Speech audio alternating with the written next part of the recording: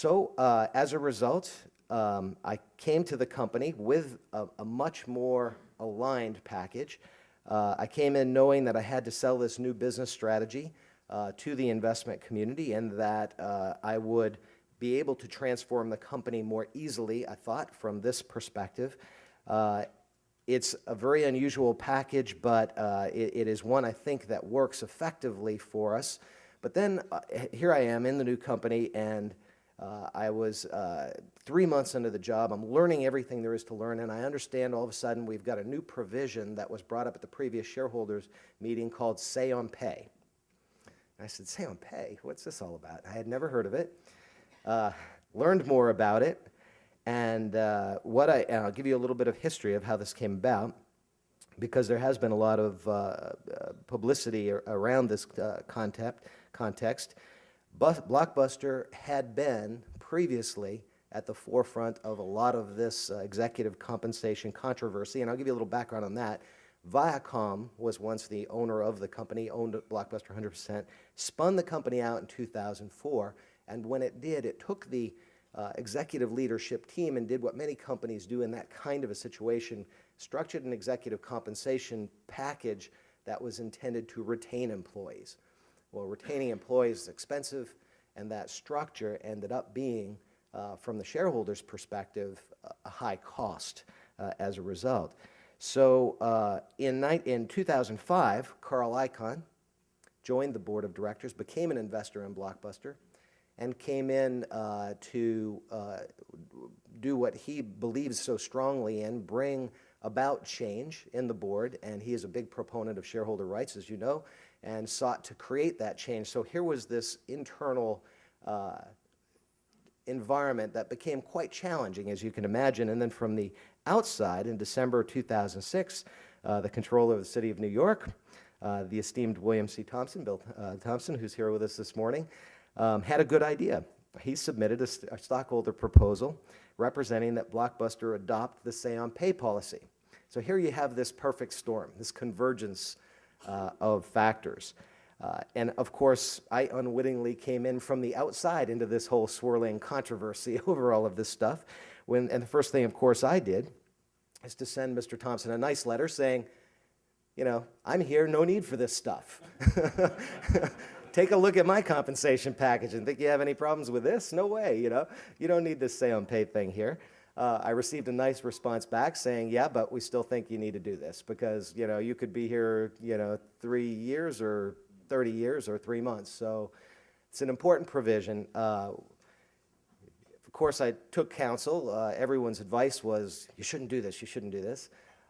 We decided, given where not only my compensation package was, but the entire management team that I recruited, I wanted alignment among the senior management. So I brought in my team at this rough figure of about 25% base compensation salary, 25% of the norm, with much of their incentive tied to equity performance and performance of the company. So collectively as a management team, we said this is not a bad thing. There was nothing for us to be concerned about with this. In fact, we've got an opportunity here to take a leadership position and to go ahead and adopt this provision. So in December of 2007, when Mr. Thompson again submitted the same proposal, we had the opportunity in our first shareholder meeting in March of 2008 for the new Blockbuster board to approve this policy beginning in 2008, or actually beginning in 2009. Now, the only reason we didn't actually adopt in 2008 is our slate of officers included some of the previous employees as well as the new officers. So we wanted the clean slate of new officers going forward, which is why we decided to adopt in the year 2009. So one other interesting provision, since this is a precatory or a non-binding vote on Say on Pay, our board took yet another step, and we decided to create a special committee that would meet with shareholders. So in the event that shareholders didn't approve a compensation package, we didn't have the right just to turn our back on that. We would actually agree to create a committee, meet with the shareholders, discuss it, and work out a resolution to the concerns. So that's basically where we were, what we accomplished, and obviously there are some who see risks. One question that companies have raised about Say on Pay is Can companies attract and retain executives if shareholders have a say? Well, in principle, yes, of course, we can. It's not a problem.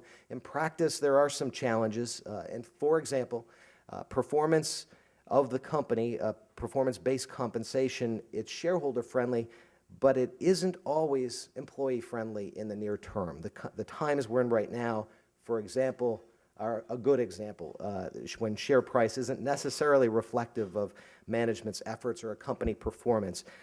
Blockbuster is a good example. We've just now turned in our third consecutive quarter of same-store sales increase for the first time in 5 years or more.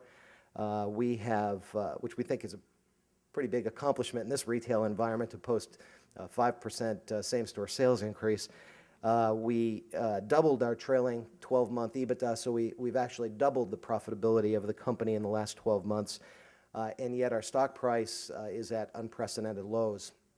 Unfortunately, we're not alone in this situation with what's going on in the marketplace. Steve Ballmer, I happened to be at a function yesterday where Steve Ballmer was asked something similar about the equity of Microsoft, and he said, he explained, which was pretty interesting from his perspective, that he can control, management can control operating results, but price-earnings ratios, multiples are clearly out of our hands.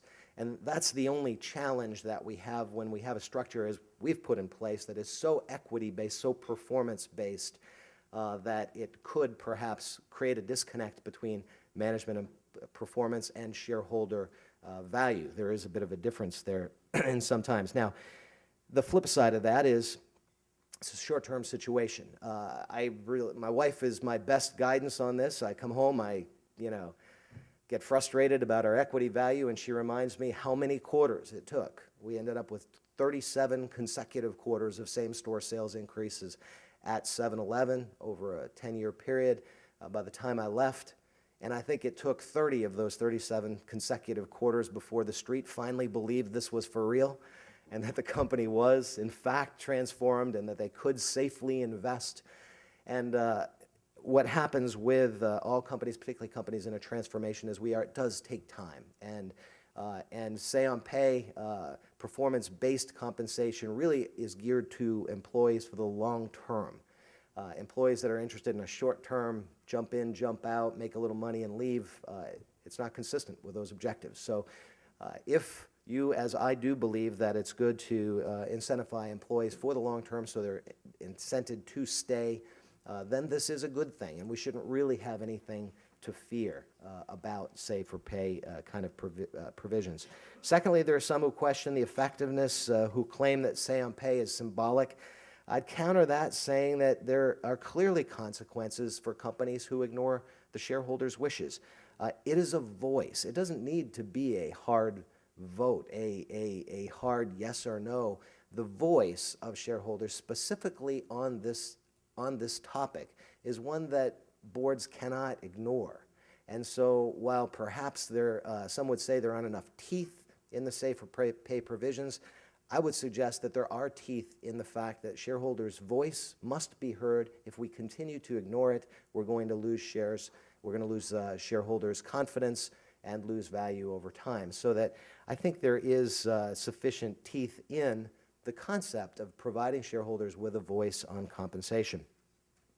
So bottom line, there is, I think, a movement today for more companies to be better stewards and to look at shareholder value as our responsibility. The private equity firms that are out there, I think, are having a positive influence. They're creating a new kind of CEO, people who are perhaps more sensitive to value creation and who come to public companies and would be more likely to be inclined to accept performance-based equity. So I think there's a good positive trend going on. We think at Blockbuster it's just good corporate governance to listen to our shareholders, and as employees we recognize it's our role to serve as trustees for the people who own this company. If we have any chance of success, we recognize the importance of building that trust and credibility with, as I said in the beginning, both our customers and our shareholders. We think that adopting the say-on-pay policy reinforces that we take this trust very, very seriously.